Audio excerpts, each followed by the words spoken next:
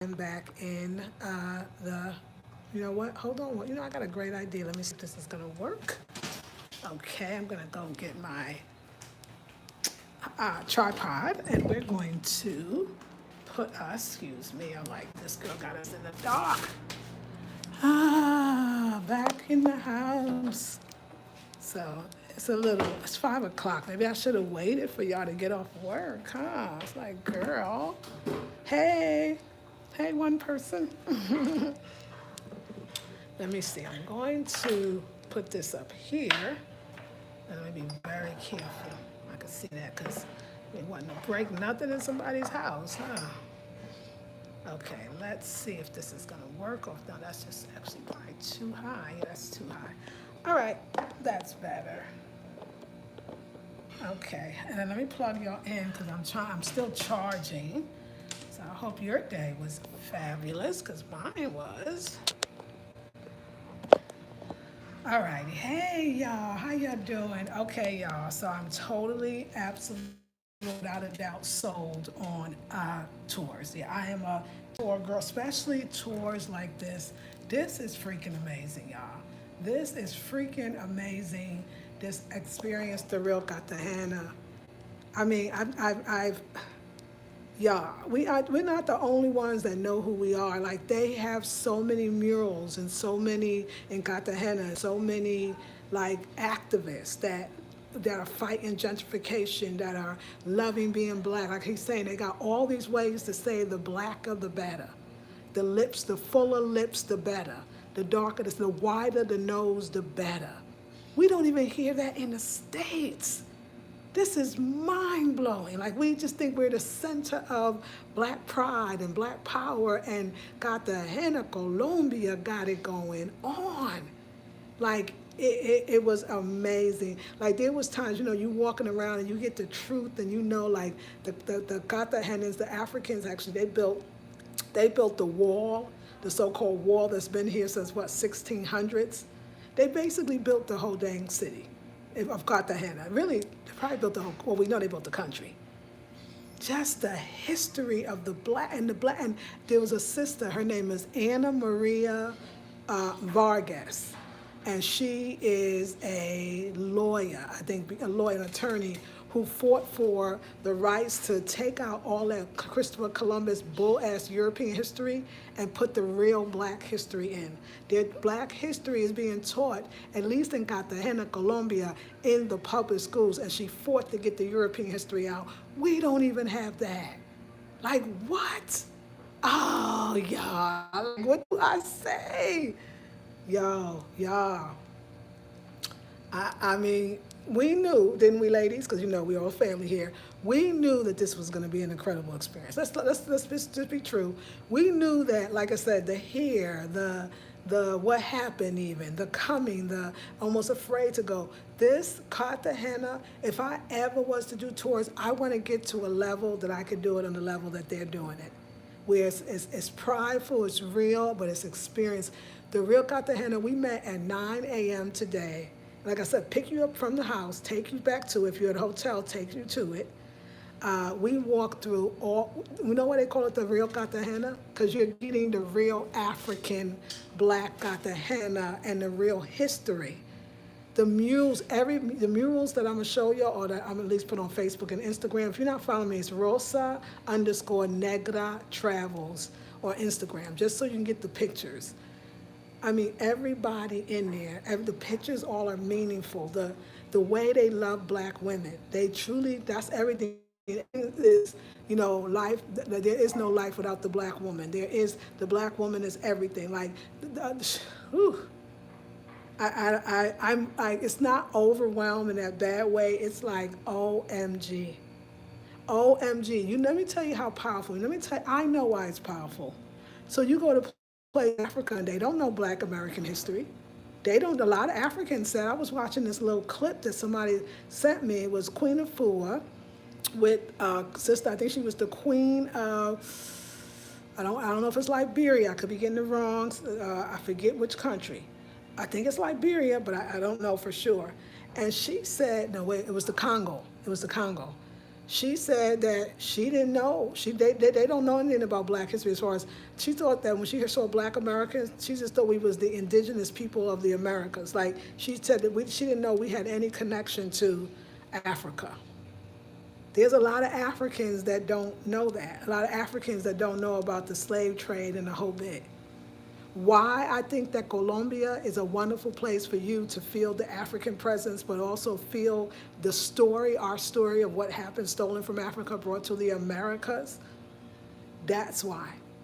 So they know their history more than some full, and this is no offense to any Africans. If you don't know, that's why now you do, right?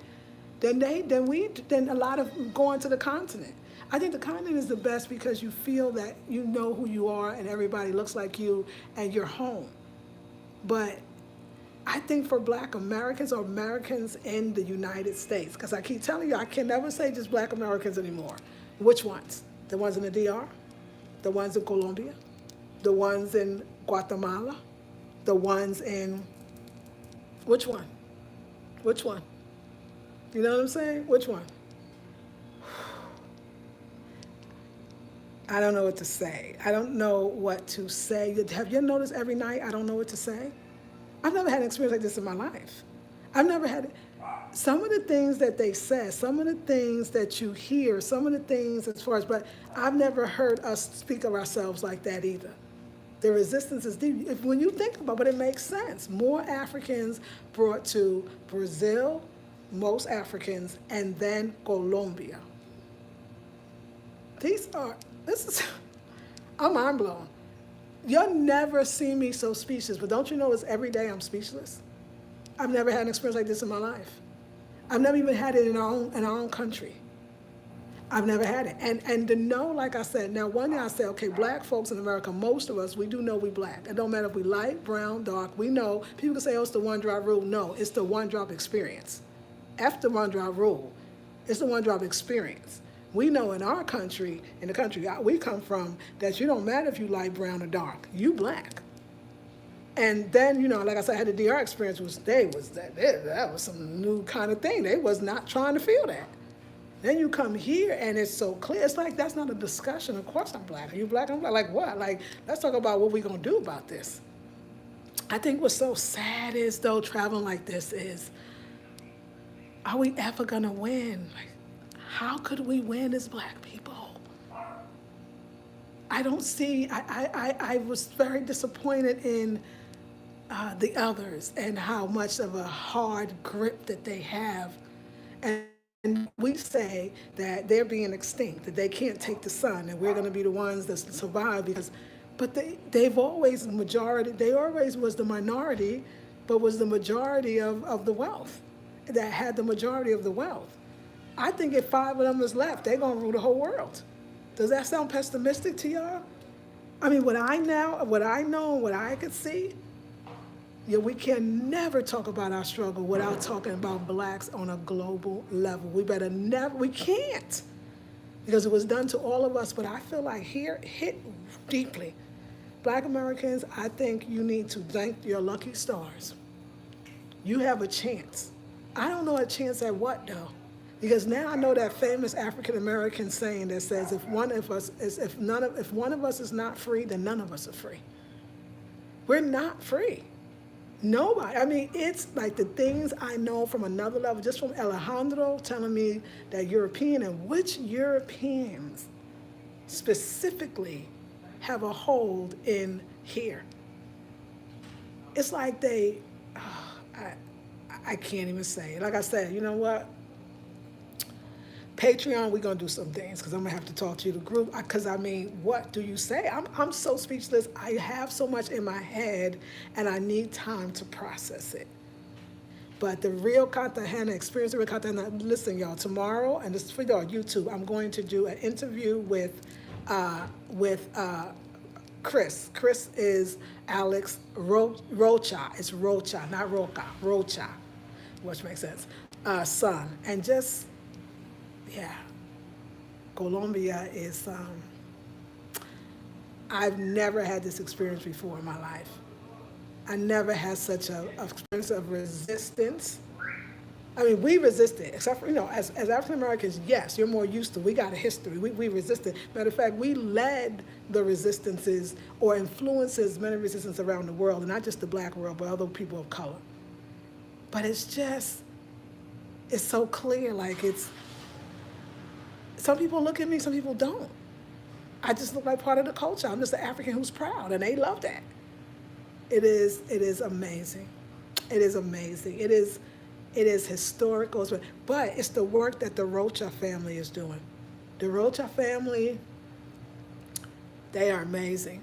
And it's all black Americans always on the tour, because I think and they doing very, very well.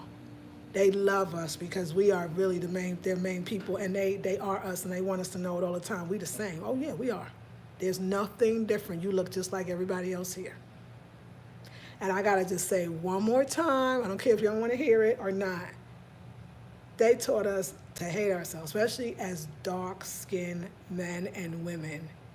And I promise you, throughout the Americas, sometimes you think, like, oh, we exist, we somewhere in there. They got black in them. You know how we say that? Well, we could tell they got black in them. No, this ain't they got black in them. This is black. This ain't no kind of, sort of, racially ambiguous. No, this ain't no racial ambiguity. That's why it's so deep. This is real deal, blacker than black, chocolate, look like no mixed kind of hair. No, nothing with nothing. Real. I could say as dark as me, I'm gonna go say darker. And I feel like I'm as black as be. I really do. But I really have got to say darker. Amazing. Their music, champeta, is they know where it's from. It's based on their Ghanaian and Nigerian roots. They know that. They know that. They know the Africans they come from, the Malians, the people from Angola. They know that. So I guess there's Bruja, right? Bruja, yes, Siempre Bruja. And so Alex's son, Chris, their grandfather is still alive. And the woman that wrote the story is the cousin. And they asked the grandfather when he saw it, because I guess that would be his relation too. He said, we fought so hard to be to be free. Why would we? He said, I can't approve of a show that tells us to go on the other side. He said, I can't approve of it. What? This old man knows that. The elders here know stuff. They've been through a lot, and they speaking about it. It's just freaking incredible, okay? Listen, y'all, I love you ladies. Peace and blessings.